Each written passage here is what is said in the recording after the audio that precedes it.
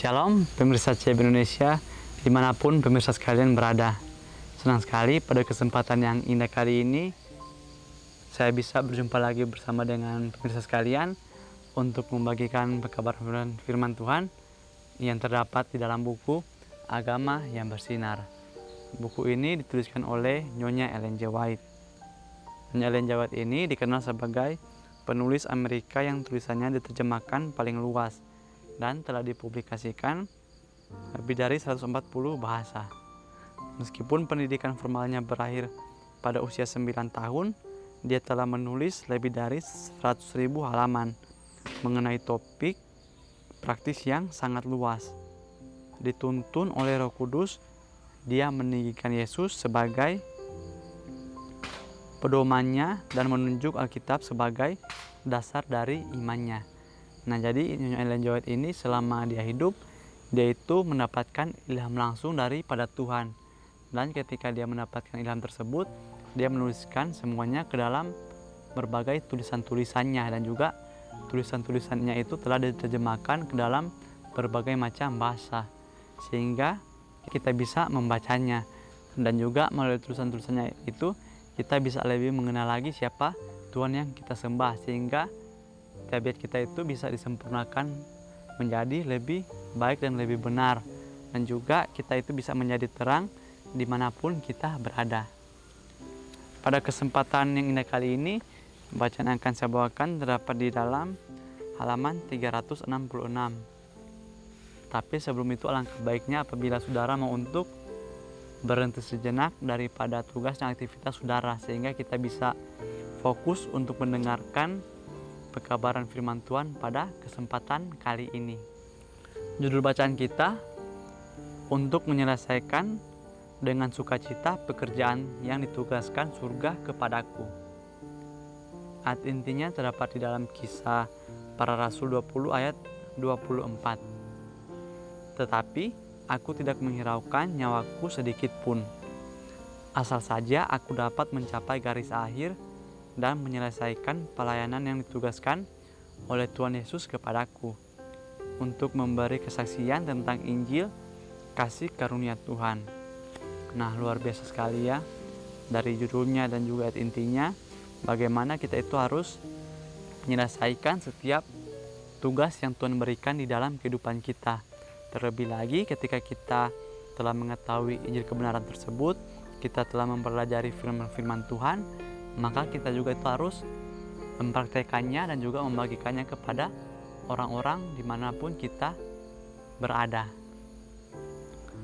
Apakah Tuhan telah memanggil Anda untuk menjadi wakil Kristus di bumi ini, dan sebagai perwakilannya memohon kepada orang-orang berdosa untuk mau diperdamaikan dengan Tuhan? Ini adalah pekerjaan hikmat dan mulia. Anda harus menjadi surat yang hidup, dikenal dan dibaca oleh semua orang. Kemudahan tidak perlu dipertanyakan, kesenangan tidak perlu dipikirkan. Keselamatan jiwa-jiwa adalah tema yang paling penting. Untuk pekerjaan inilah pelayan Injil Kristus dipanggil.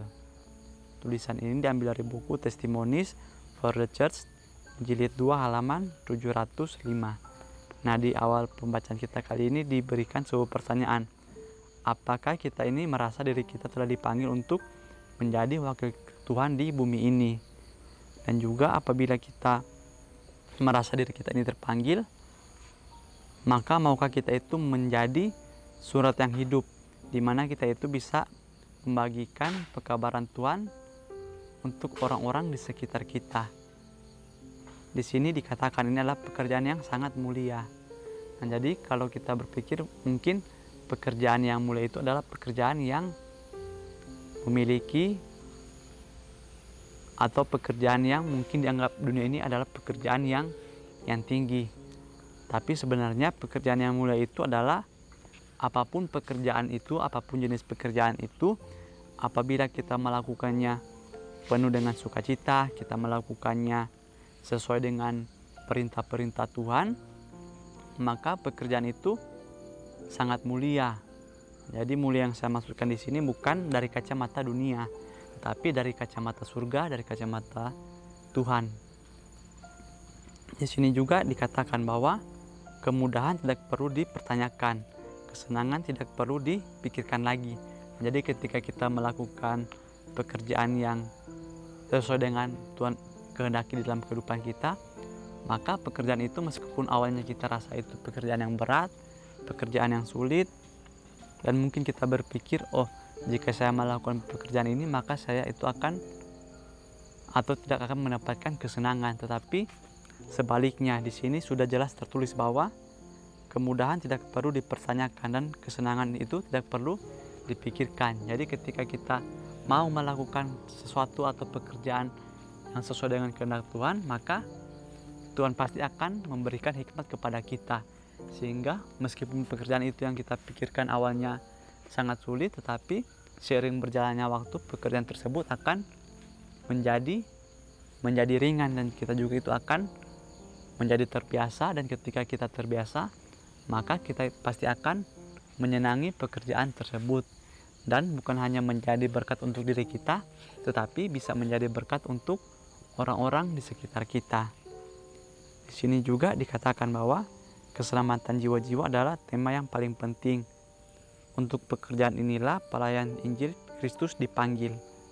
Nah, jadi ketika kita melakukan suatu pekerjaan, marilah kita lakukan pekerjaan tersebut untuk mendapatkan atau untuk membantu orang-orang, untuk menyelamatkan orang-orang yang mungkin jiwa mereka itu jauh daripada Tuhan.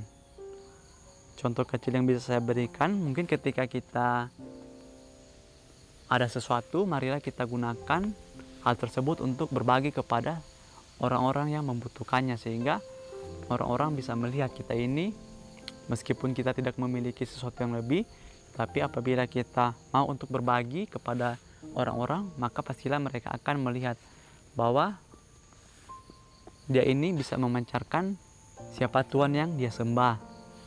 Sehingga melalui hal tersebut kita itu bisa menjadi surat yang hidup dimanapun kita berada. Dan juga janganlah kita itu hanya terfokus untuk mempelajari begitu banyak teori-teori saja, tetapi ketika kita mempelajari firman Tuhan, marilah kita menghidupkannya, sehingga ketika kita membaca itu bisa berjalan lurus dengan apa yang kita praktekkan. Jangan hanya satu yang lebih dan satunya juga kurang, tetapi kedua hal tersebut itu harus terus bertumbuh di dalam kehidupan kita. Sebagai imbalannya, para gembala bawahan yang setia akan mendengar gembala yang agung. Baik sekali perbuatanmu itu, hai hambaku yang baik dan setia. Dia kemudian akan menempatkan mahkota kemuliaan di atas kepala mereka, dan menyuruh mereka masuk ke dalam sukacita Tuhan mereka. Apakah kebahagiaan itu? Kebahagiaan adalah bersama Kristus, melihat orang-orang kudus yang ditebus, mengingat kembali bersamanya penderitaan jiwa mereka, penyangkalan diri dan pengorbanan diri mereka, tidak mencari kemudahan ataupun keuntungan duniawi dan setiap bujukan duniawi, dan memilih celaan penderitaan, merendahkan diri, kerja yang melelahkan, dan penderitaan roh karena manusia menentang nasihat Tuhan dalam jiwa mereka sendiri. Itu adalah panggilan untuk mengingat penderitaan jiwa mereka di hadapan Tuhan, tangisan mereka di antara pelataran dan mezbah, dan mereka menjadi tontonan bagi dunia, malaikat dan manusia. Semua ini kemudian berakhir, dan hasil kerja mereka terlihat. Jiwa-jiwa diselamatkan melalui upaya mereka di dalam Kristus. Para pelayan yang telah menjadi rekan kerja Kristus masuk ke dalam sukacita Tuhan mereka dan dipuaskan. Testimonies for the Church, jilid 2 halaman 709.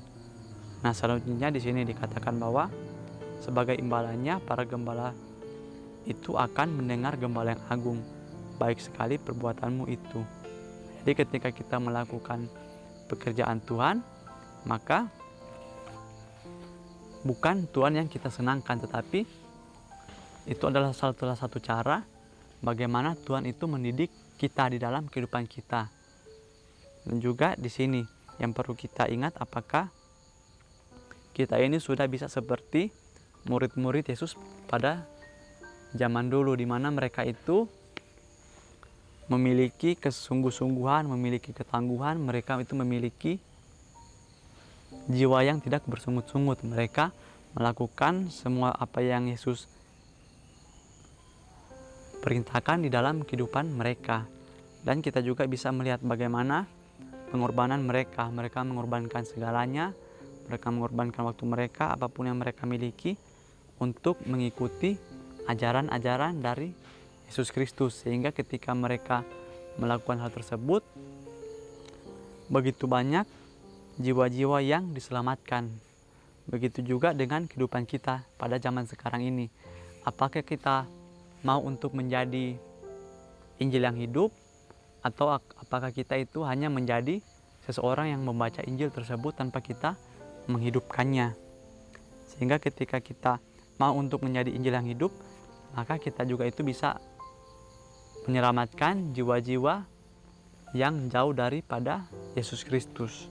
Nah, jadi ketika kita mau melakukan dan juga menyelesaikan pekabaran Tuhan, pasti akan ada orang-orang mungkin yang tidak sepaham dengan kita, dan mungkin kita akan dibenci atau tidak disenangi oleh orang-orang tersebut.